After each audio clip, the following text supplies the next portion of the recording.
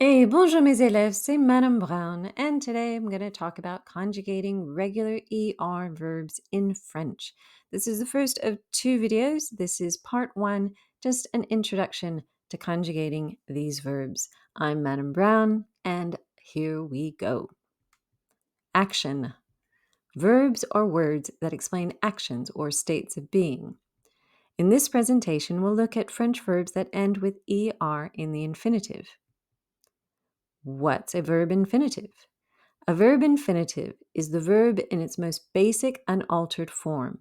It is the base form of a verb before you begin conjugating it. In French, verb infinitives translate into English as meaning to do an action. On the left here are four examples of verb infinitives in French: jouer, parler, aimer, et chanter.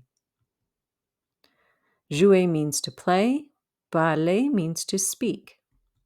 Aimer means to like, chanter means to sing. A couple more are marcher, which means to walk, and danser, which means to dance. What does it mean to conjugate a verb?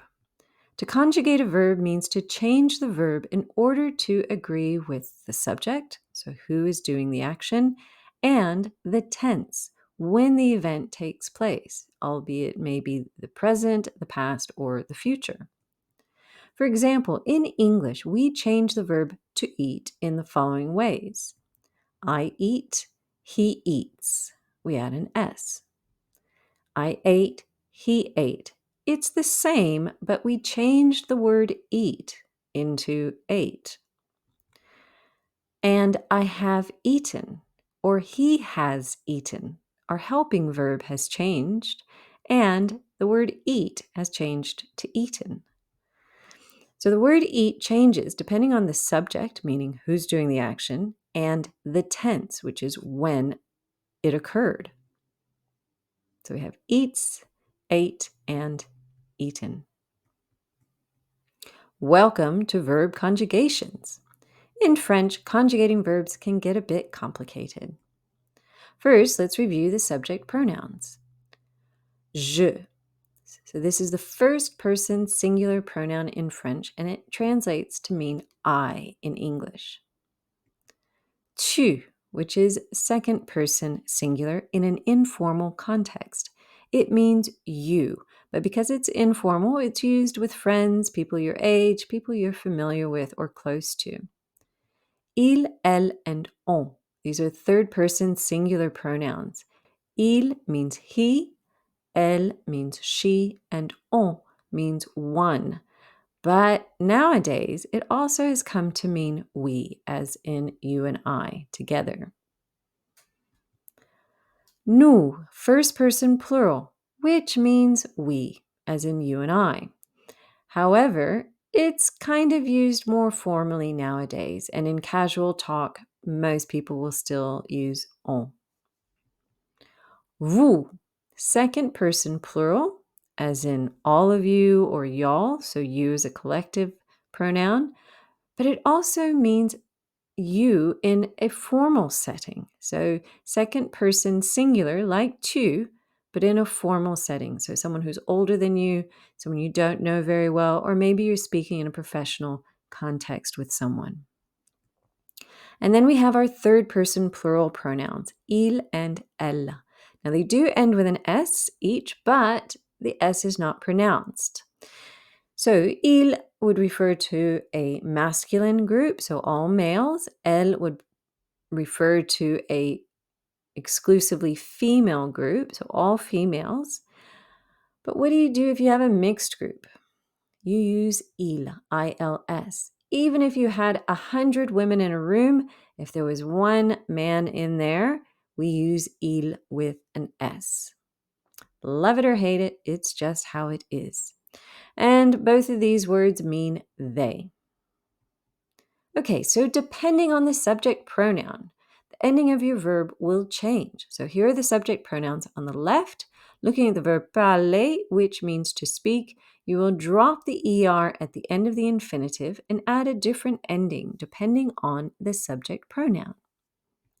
So for example, looking at je, we drop the er and add an e. Je parle can mean I speak, I am speaking, or I do speak. Tu parles, we add an es. This means you speak, you are speaking, or you do speak. For third person singular, we have il, elle, or on.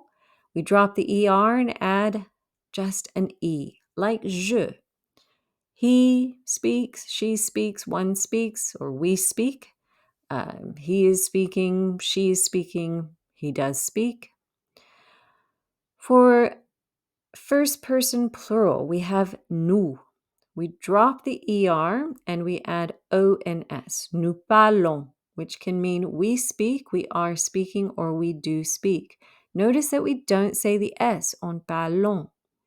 And we don't say the s on tu parles either. In fact, je parle, tu parles, il parle sounds the same. Vous parlez ends with an EZ, but we don't say the Z. In fact, the EZ makes an A sound. Vous parlez. You speak, you are speaking, you do speak. And then finally, third person plural, we have il parle, E-N-T. Now we don't pronounce the E-N-T. So this can mean they speak, they are speaking, they do speak. So 4 of those sound the same. Je parle, tu parles, il parle. Right? In fact, il parle sounds the exact same. The only way you would know if the person is talking about a single individual or a group of individuals is by the context, or if you see it written down. So looking at first person singular, our pronoun is je, which means I. Our 3 verbs here, chanter, which means to sing, aimer, which means to like, and jouer, which means to play.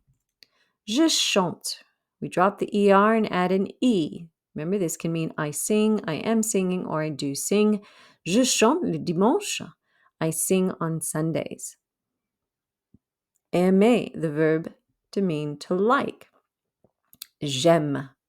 I like, I am liking, I do like. J'aime manger la pizza. I like to eat pizza. Now, manger is actually also an ER verb, but we don't need to conjugate it because we want to say to eat. So we only need to conjugate that first verb, aimer, to j'aime. Jouer, to play. Je joue. I play, I am playing, I do play. Je joue au tennis avec mon ami. I am playing tennis with my friend. Now notice when je appears before a vowel, it changes to J apostrophe, which is J apostrophe. Second person singular informal. Which pronoun is this? Tu, meaning you. The 3 verbs we have are parler, danser, and goûter. Parler means to speak, danser, to dance, and goûter, to taste. Tu parles, right? We drop the ER and add an ES. This means you speak, you are speaking, you do speak. Tu parles espagnol. You speak Spanish. Danser, tu danses. Remember, we don't say that S at the end. I'm saying the first S, but not the second S. I don't say tu danses. You dance, you are dancing, you do dance. Tu danses très bien. You dance very well. Goûter, tu goûtes, right? Don't say the S at the end. You taste, you are tasting, you do taste. Now, that's not to say you taste like a watermelon, like as if I'm licking your skin and you taste like watermelon. It means you taste something like with your mouth, okay? Tu goûtes la soupe. Did you taste the soup? Tu is informal and it's used with friends or people your age. Third person singular. Which pronoun is this? There's 3 of them actually. Il, elle, and on. He, she, and one, which also means we, which is first person plural. We have marcher, which means to walk, écouter, which means to listen, and gagner, which means to win or to earn. Il marche. So notice that we drop the ER and we replace it with just the letter E. He walks, he is walking, he does walk. Il marche avec le chien. He is walking with the dog. Remember in French, CH doesn't make the ch sound like it does in English. It makes a sh sound as like an SH. So, il marche avec le chien. Okay, écouter. Elle écoute. We drop the ER and add an E. She listens. She is listening. She does listen. Elle écoute de la musique. She's listening to some music. And gagner, on gagne. We win. We are winning. We do win. On gagne le tournoi. We are winning the tournament. Classically, on means one, as in one doesn't play tennis in the rain. However, nowadays it has come to mean we in a casual conversation. Now, first person plural. Do you remember that pronoun? Nous. It means we. Our three verbs are arriver, which means to arrive, chercher, which means to look for or to search, like it sounds, chercher, and donner, which means to give, as in donate, like in English. All right, arriver. If our pronoun is nous, the verb needs to end with ons. Nous arrivons. We arrive, we are arriving, we do arrive. Nous arrivons à 8 heures. We are arriving at 8 o'clock. Now notice, normally we don't say the S on nous. However, because it's followed by a vowel, we will say that S, but it makes a Z sound. Nous arrivons. But don't pronounce the S at the end of arrivons. Okay, looking at chercher. Nous cherchons. We look for, we are looking for, we do look for. Nous cherchons les clés. We are looking for the keys. Don't pronounce the S on nous. Don't pronounce the S on cherchons. Don't pronounce the S on les. And don't pronounce the S on clés. Now, donner, to give. Nous donnons. We give, we are giving, we do give. Nous donnons des bonbons. We are giving some candy. Again, don't pronounce any of those final S's. Nous donnons des bonbons. None of those final S's got pronounced. Okay? Nous means we. However, nowadays it is used mostly in more formal settings, more formal contexts. Second person plural and second person singular in a formal context, right? Remember, we had second person singular informal was two. Now we have second person singular formal, and that is vous. But it can mean two different things. It can be you in a formal setting, as in you, sir, you, madam, you, miss. We use vous to address that one individual, but it can also be a collective you, or as we like to say in English, y'all. The three verbs we have here are entrer, fermer, and habiter. Entrer means to enter, fermer means to close, and habiter means to live. But more like to live in a place, not as opposed to living and breathing. It's a different verb. Okay, entrer. You drop the ER because our subject pronoun is vous. We add EZ. Vous entrez. Now again, remember, vous, we don't normally pronounce that S, but because it's followed by a vowel, it makes a Z sound when it runs into the E. So you enter, you are entering, you do enter. You can just say entrez s'il vous plaît. Come in, please. We don't have to say vous because as soon as you say entrez, people understand that you mean vous because it makes that A sound at the end, right? It's not entrez, it is entrez. All right, fermer, which means to close. Vous fermez. You close, you are closing, you do close. As a command, you don't need to say vous. You can just say fermez vos livres. Close your books. Again, we did not pronounce any of those final letters. Did you notice? Fermez vos livres. No S's or Z's there. Okay, habiter. Vous habitez. We can pronounce that S at the end of vous because it's followed by an H that is actually silent. So it's like it's followed by a vowel. Vous habitez. But it makes a Z sound. So this can mean you live, you are living, you do live. Vous habitez à Paris. Do you live in Paris? Vous means you when addressing someone in a formal setting. However, it can also mean all of you or y'all. Third person plural. Do you remember those pronouns? Third person singular was he or she or on, which is one. In third person plural, it is il and elle with an S at the end, meaning they. Our verbs are visiter, which mean to visit, travailler, which mean to work, and regarder, which means to watch. Visiter, il visite. We drop the ER and add an ENT.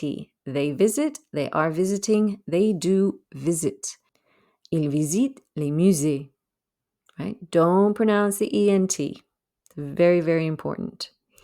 And same thing there. We don't pronounce the S on il, we don't pronounce the S on les, we don't pronounce the S on musée. Ils visitent les musées. They're visiting the museums. Travailler, which means to work. Elle travaille. The double L makes a Y sound. Remember, we don't say the S on elle. This means they work, they are working, they do work. Elle travaille dans un café. They work in a cafe. Regarder, which means to watch. Il regarde. We drop the ER and add an ENT, but don't pronounce the ENT. They watch, they are watching, they do watch. Ils regardent la télé. They are watching TV. Il can be a mixed gendered group as well as all masculine. However, elle is for exclusively feminine groups. Okay, that is the end of the first part. In the second video, we're going to work on putting some of that knowledge to use, practicing our conjugations. Alors, merci beaucoup et bonne journée. Au revoir. À la prochaine.